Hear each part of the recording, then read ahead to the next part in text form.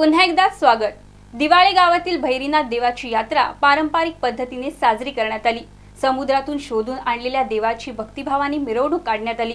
वर्षातून एकदाच देवाचे आगमन होत असल्याने भक्तांनी दर्शनासाठी गर्दी केली होती। माजी आमदार मंदाताई म्हात्रे यांनीही देवाचे दर्शन घेतले।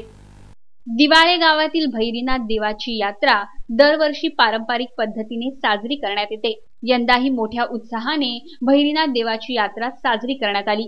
दिवाळे गावात भैरीनाथच्या यात्रेला विशेष महत्त्व असते। समुद्रातून शोधून आणलेल्या देवाची भक्तिभावाने मिरवणूक काढण्यात आली। वर्षातून एकदाच देवाचे आगमन होत असल्याने भक्तांनीही दर्शनासाठी अलोट गर्दी केली होती। माजी आमदार सौ मंदाताई म्हात्रे यांनीही देवाचे दर्शन घेतले। भैरीनाथ देवाचे वर्षभर समुद्रात वास्तव्य असते। दिवाळीच्या पहिल्या अभ्यंग स्नानाच्या दिवशी ग्रामस्थ समुद्रात जातात। समुद्रात डुबक्या मारून देवाच्या मूर्ती शोधतात। त्यानंतर लक्ष्मीपूजनाच्या दिवशी देवाची यात्रा भरते। गावातून देवाची मिरवणूक काढली जाते। बलिप्रतिपदेच्या दिवशी देवाच्या मूर्ती पुन्हा समुद्रात सोडल्या जातात। विशेष म्हणजे वर्षभरानंतर पुन्हा त्याच ठिकाणी मूर्ती सापडतात। तांडेल व कोळी लोक अनेक वर्षापासून पारंपरिक पद्धतीने हा उत्सव साजरा करतात। त्यांच्या गेल्या 7 ते 8 पिढ्या हा उत्सव साजरा करतात। दूरवरून या ठिकाणी भाविक येऊन आपला नवस बोलतात, तसेच वाजत गाजत आपला नवस फेडतात, असं यावेळी माजी आमदार मंदाताई म्हात्रे म्हणाल्या।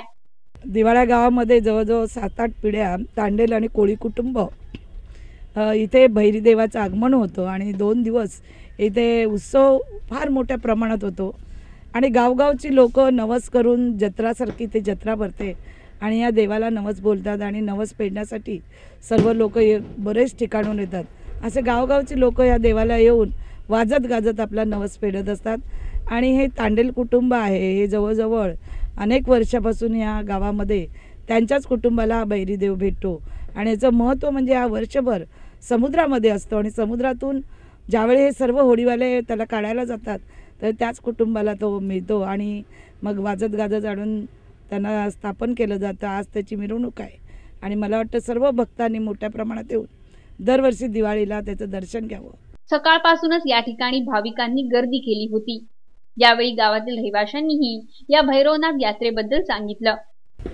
नरक चतुर्दशीच्या दिवशी ह्या देवाला आणायला जातात सर्व भाविक, ज्या परिवाराला मिळतो तेही आणि सर्व गावकरी सर्व आनंदाने सगळ्यांच्या होड्या घेऊन जातात आणि ते त्या दिवशी देवाला आणतात आणि आल्यावर लक्ष्मीपूजनाच्या दिवशी त्या देवाची पालखी काढली जाते आणि नंतर पालखी झाल्यानंतर बळीप्रतिपदेच्या दिवशी मान दिला जातो। मान म्हणजे देवाचं दर्शन घेतात त्या दिवशी। मग कोण नारळ हार जे काही नवस बोलले असेल ते तिथे हे करतात आणि नंतर दुपारी ते विसर्जन करतात। अशा भक्तिमय वातावरणात दिवाळीवासियांनी भैरवनाथ देवाची यात्रा पारंपरिक पद्धतीने साजरी केली। या यात्रेसाठी भाविकांनी मोठ्या प्रमाणात गर्दी केली होती। व्हिडिओ जर्नलिस्ट अमोल कांबळेसह राज चव्हाण, MVTV।